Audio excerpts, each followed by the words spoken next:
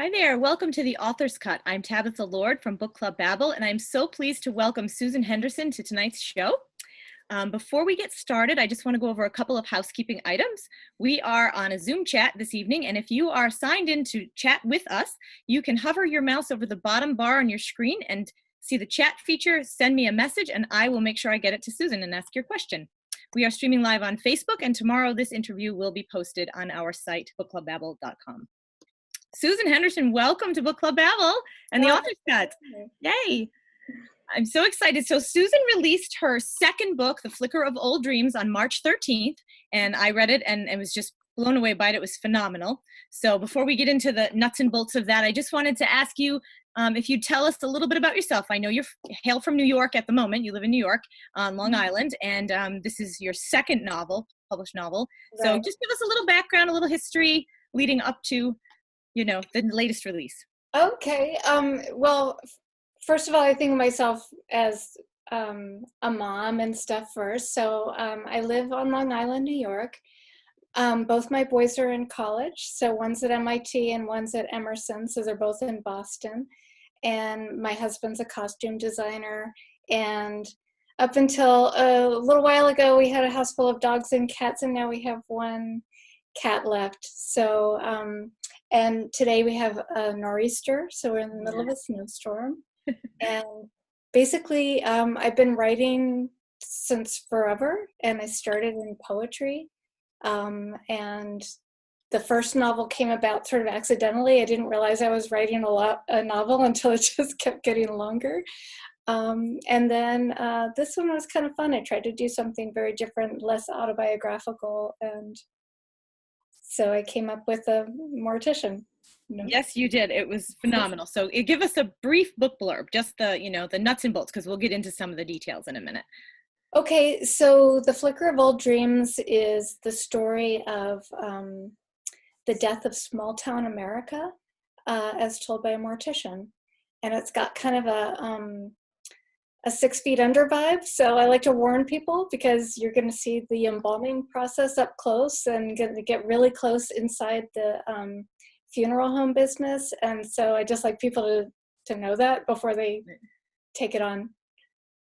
But, so I'll jump to that because I actually thought it was really beautifully done. And, I briefly went to medical school and worked in the, was in the cadaver lab. I've done some things like that. And this idea of dealing with death and with the dead it's very uncomfortable for some people, and yet it's such an important and I don't want to say, you did it in such a graceful way with Mary. She sat with them, she held their hand, she talked to them. It gave this, I don't know, there was a beauty to it. And I thought you must have done your homework, and you must have had some real compassion and empathy for this character. Yeah. So can you talk a little bit about why you came up with mortician as the leading lady? Yeah. So the book kind of came about, all the rage still, but all the rage was in the air with politics and various things. So kind of everywhere I looked, there was rage. And then there got to be a sense where you just felt people moving into camps, and where right away people would distrust and hate each other kind of without even having a conversation.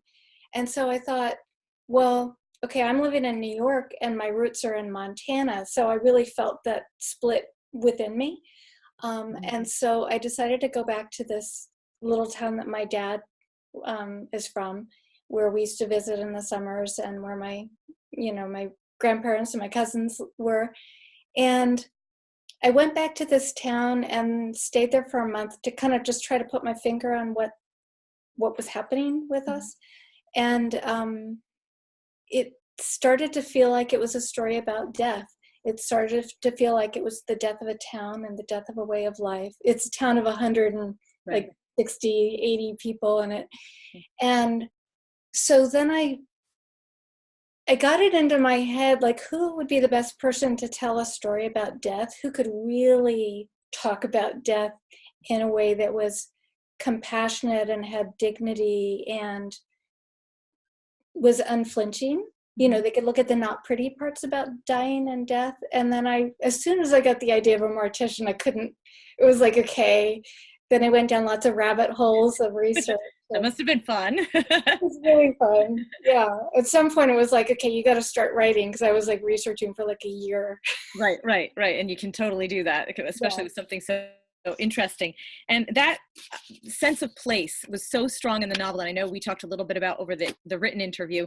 And you really felt that wide open space and the sort of the isolation of being in this really small town. And you also felt the dichotomy in the people that wanted to go, that had dreams or had something else, and the ones that were fiercely loyal to their roots and kind of were suspicious. And so can you talk a little bit more about what you did while you were back in Montana and how you sort of absorbed all of that and brought it into the book, because you did it so well? Yeah, well, when I went to this little town, I'd been there lots of times, but never by myself. Right. And so I stayed in a hunter's lodge. I was the only guest there, and my cell phone didn't work. I had to drive actually 2 hours away to get my cell phone to work. They said I had an internet connection, but I didn't. There was no TV in the room. The water was funny. It was like this little drip, and then your hair would get like greasy when you washed it. It was sort of weird. And I actually lost my hair in handfuls while I was there. Don't know why. maybe the stress. Maybe stress. And so I basically was completely cut off. Every week I would run out to a town that was 2 hours away to do my laundry and to like check my mail and call home. But I was cut off, so I was just like listening. And I was walking around, and I really got to feel like how lonely the place was, how much you had to depend on yourself, how much you had to depend on your neighbor, how much you were like right up against the weather and the wildlife. There's snakes everywhere. And it was just yeah, I'm not great with snakes. There are snakes in the book. So it was really just kind of realizing that we are physically two different Americas also. It's not just like the politics. It was like I looked different from the people in the town, like their hands. I got embarrassed about my hands because they were so soft. And there's ranchers and working outdoors and and my skin, like I didn't have any like sunburn and stuff in it, and it was like a physical difference between us, and so I was really just trying to hear them, and I was trying to shut up. It's so interesting you say that about the two different Americas, because that really came through, and I think it's such an important conversation to have, and the only way we're going to bridge is to have that picture and that true depth of understanding of what someone else's life looks like. And the book really gave that to me. You're reading about these people who have to be so self-sufficient to survive and so dependent on each other, even though they're fiercely almost loners in a lot of ways and independent. And it gave me a different appreciation for how they must look at the rest of the world. And that's as foreign to me as I would be to them. And that was important to just have that sit in the back of my head, and just as a human being to say, there are experiences on this planet that I know nothing about, even though we're humans and we share the same country and we share the same language. And that was just really, I thought that was a really powerful statement. So let's just talk theme a little bit. Okay. You have a lot of themes in the book. Well, not a lot, but you have some really powerful themes. Like one of them that obviously The Flicker of Old Dreams, it's titled that. It's, is it ever too late to step out of your, your comfort and go after your dreams? There's also a little bit about, and I'll get to the anger and the blame piece when we talk about Robert in a little bit. But talk about what theme, did you have a theme in mind when you started the journey of writing this book, or did you start with a character? We always start somewhere. I think I start differently in each project. I usually start with a question, but I wonder, what did you start with? I started with, I always start with the setting. Yeah, okay. And then I just kind of like turn over rocks in the setting until and then I start with like a conflict that's within me, not like a plot conflict. And my conflict was, what do I do with who I am and what I believe now and where I'm from and is there a place where where we can hear each other again. So that was my goal going in, and then stuff just kind of, stuff happens. You're writing, and then you end up going towards your obsessions, and they get into the book. It was, it's such a timely theme, to talk about that two different, it's just obviously so important right now. All right. So the other thing that I thought was really interesting and sort of symbolic was Robert, poor old Robert, whose brother in the plot of the story, his brother is killed in a grain elevator accident. And it's, of course, not the younger brother Robert's fault, but in fact, it's really the older brother's fault. He went out without a harness, he did things wrong, and his little brother was there. And yet the town blamed this boy because he was a little bit of an outcast already. It was an easy target. And I find that to be such a fascinating thing. And there was never really any forgiveness or healing around that, except with Mary, and that the fact that she, and that was really interesting. Can you talk a little bit about that plot line? And I really struggled with how I wanted to do this, but I felt like, so the whole time I'm working on this book, there's just rage everywhere. You turn on your TV, there's rage. You look at someone's bumper sticker, there's rage. I was feeling rage. Mm-hmm. You get on your computer. And so I thought, okay, rage has to be in the setting because that's part of what we're dealing with. And so I kind of handed the rage over to these unemployed and underemployed men in the town. So it's not everybody, but you always get the feeling that whoever's the loudest usually kind of, mm-hmm. That's who you hear. Right. And so I wanted the rage to feel like the rage does today, where a lot of it feels misplaced. Right. A lot of it feels fixed. Mm-hmm. This like immovable place. And I wanted to show that we're just like stuck. And so part of why they stick it to Robert is that there's it's not a town where weakness is acceptable. Right. And so if you're from this town and you're like not into tractors, you're not muscly, and you're not into like physical labor, it feels like you're against the town. Mm-hmm. And so I feel like the town was probably had an inevitable death that it was facing anyway.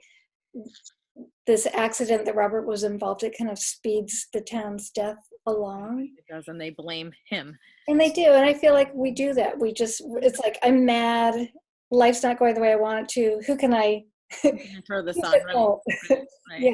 Yeah, it was really, that was powerful. And I really, you feel bad for Robert, and you feel bad for Mary, but Mary, it wasn't quite as, she felt it harshly because she was an outcast in her own skin, and in her own place, but there wasn't the anger directed toward her. He got it head on, Right. Okay. So he came home to visit his mom, who was dying, and you had a lot of really fascinating, fabulous cast of minor characters, we'll call them. Mary's dad being one of them, and he has this whole subplot of his whole, again, the flicker of the old dreams. He lost his wife young, and he's still dating and kind of in the background, and you almost don't expect that of that character, that he brings women home, but he does, and it's sort of like this little piece of him trying to, live a little more fully. And then you had Robert's mom. And so can you talk a little bit about some of your minor characters and sort of where did they come from? Did they develop during the story? Did you have them all lined up and they just needed a voice, or, how does that, and who was your favorite? I know the answer to this, but I want you to really. So I'll start with the dad. The dad. So as I was writing this, my kids were applying to college and then went to college. So it just kind of captured from applying to college to my empty nest. Right. And so the dad and Mary just absorbed my anxiety about what is my role as a parent now that this person is grown, and yet I still see them in their little feety pajamas and stuff. So I was really trying to kind of stay with that, the struggle to find a new adult to adult relationship, and it's not comfortable or obvious to either one of them, like how to do it. So that felt very therapeutic. Sure. Writing those two. And then my favorite character in the book is Robert's dying mother, who I only actually put her in the book so he had a reason to come back into the town. And then she was like, wait a minute. Took on a life of her own, yeah. Yeah, and she's just, she's wise and quietly wise, and she's an artist. And there's the scene that I like where, so she has lung cancer, and she's got these little tubes and oxygen tanks that go with her. And it reminded me something about the oxygen tank. But so she's in this one scene, she's dancing with the oxygen tube, and she was just a fun character to write. She was lovely. She really was. Okay, oxygen tank, remind you. Yeah.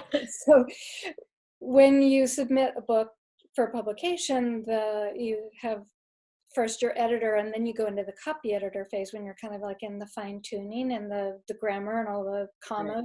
Which I use like 10 times more commas than you're supposed to, apparently. So at the end, I started getting these notes from the copy editor, and she said things like, are you sure this town, they covered their windows with tinfoil? Did you mean it was plastic wrap? And I was like, no. And I showed her like all these pictures of windows with tinfoil over them, because it's like, that's funny. Like an energy saver. And then she was like, okay, so you've got a fireplace and you've got this oxygen tank. And I looked up, so this is why all copy editors think. She's like, I looked up how you have to be from the fireplace or you're going to have an explosion. Oh gosh. And we thought we were in the final, like they had already told me at this point, like, don't make any more changes unless we give you permission. And I kept being like, well, how about this? So I was like, okay, I'm going to have to rearrange the living room in this place to put the fireplace further away.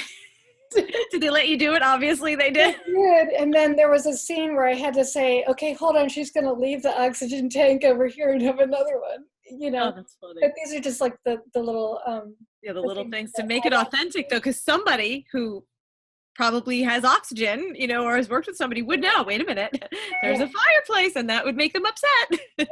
They're gonna blow. And that would change your plot really quickly. All right, so this is your second novel. So can you talk a little bit about the difference for you in writing your first one and in writing a second one? Was it more stressful, less stressful? Did it take you longer? Go through soup to nuts. What was, different about the processes? It was less stressful, but not easier. Right. The first novel, I walked into dead ends. I wrote myself into corners. The plot ran out. At some point I had to throw the whole thing away and start over. And then at one point it was like, I didn't think I could do it. And it was like chaos. It was like you spilled a jigsaw puzzle on the floor and you had to like put it back in order. And I was just like, okay, I'm never going to write again. I can't do it. And somehow I did it. And that has guided everything ever since. Because if you just learn how to finish something, even if you finish it badly and it has to just go in a drawer, you learn how to play with the chaos. And there's sometimes when you're editing and then the whole thing kind of falls apart, like you're trying to carry a sandcastle across a parking lot or something. Yes. And so when I got to this one, I was like, okay, this one, I'm going to outline it and all this stuff. So I outlined it. The characters didn't follow the outline. Of course not. At some point,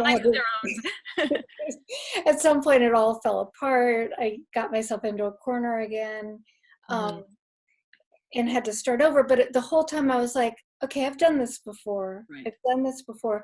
And the other thing is, I learned how to be patient. Like sometimes you want the novel to be done in 3 years, but it's going to take 5.5, and you just have to say, it's just going to take the time it's going to take. Right. And sometimes a character will be like, you want to go this way, totally just want you to follow me down this way just to see. Right. Just let's go try it out. Yeah, and you learn like, oh, okay, some part of me wants me to go here, maybe I should go here. Right. And I think it's interesting, mostly I think it's readers that listen to our podcasts and our Zoom chats. But, I think before I was a writer, I didn't understand that part of the process. Yeah. That you have that, throw it out, well, or when you're in edits and you're doing the developmental edits and you just sort of have to completely take apart something and put it back together again. But when you finish, you can.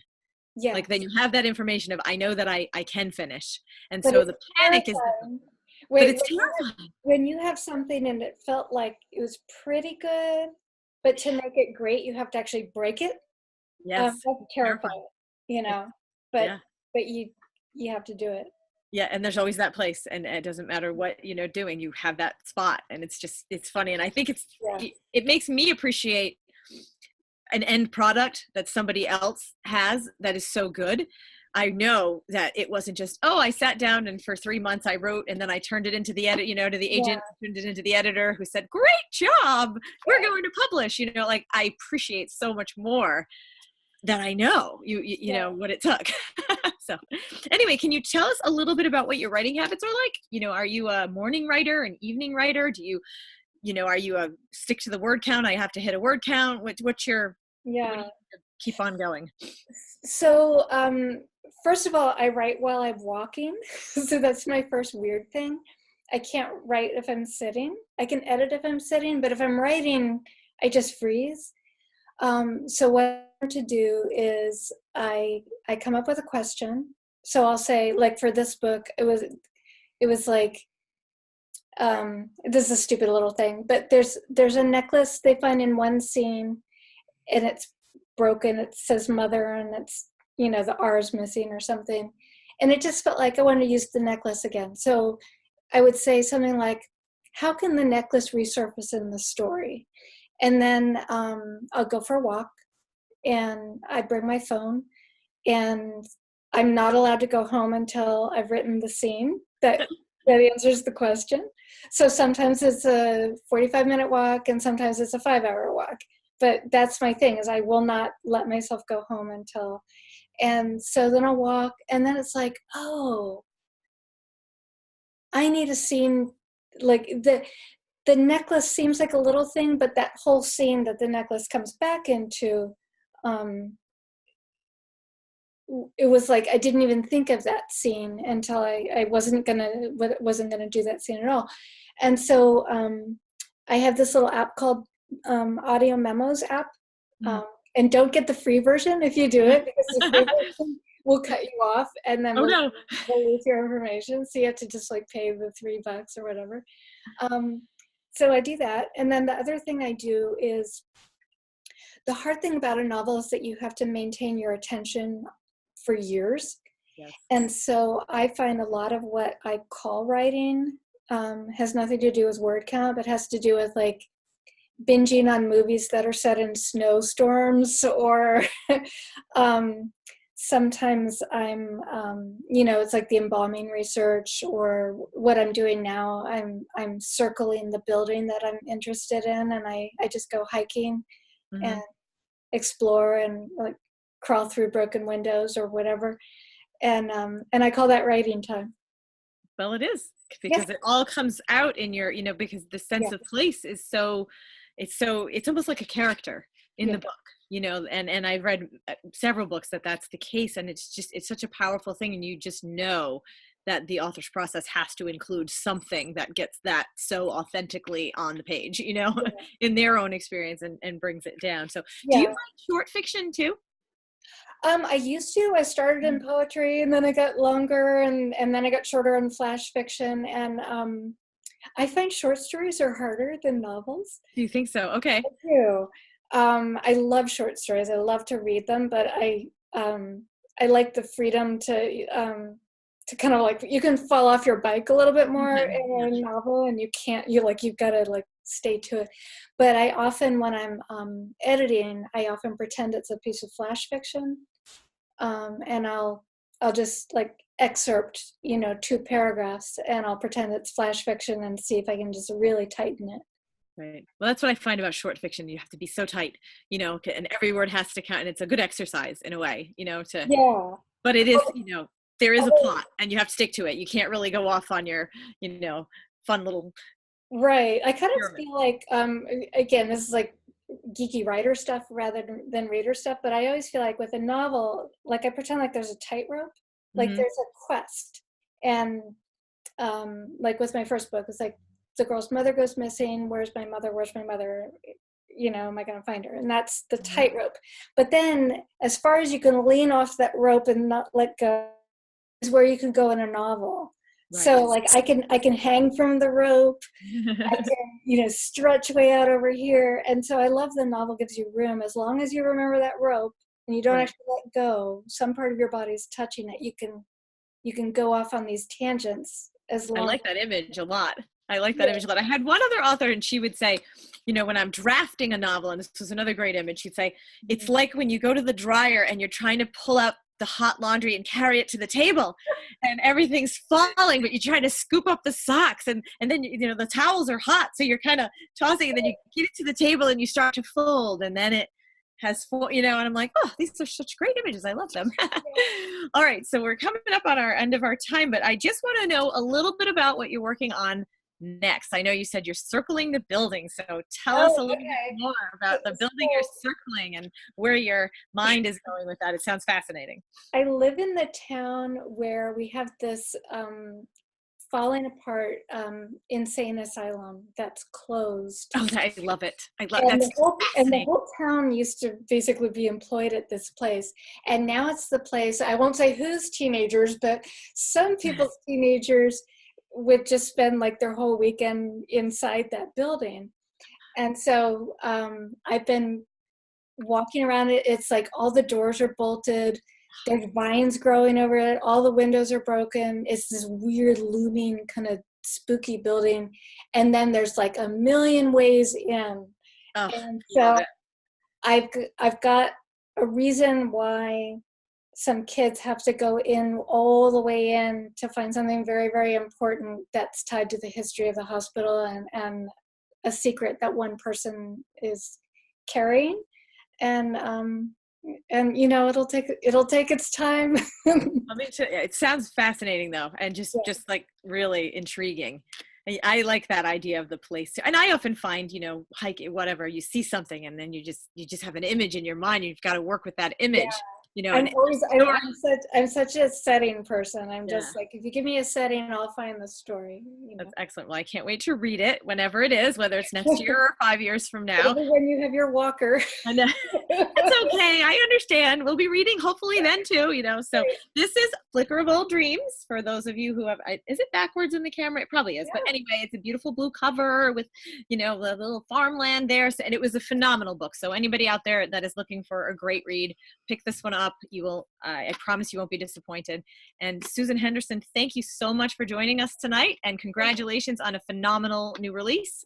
And I hope you weather the snowstorm warmly, dryly, and with power. Thank you. Thank you for having me. All right. Have a great night. Good night, Good night. everyone.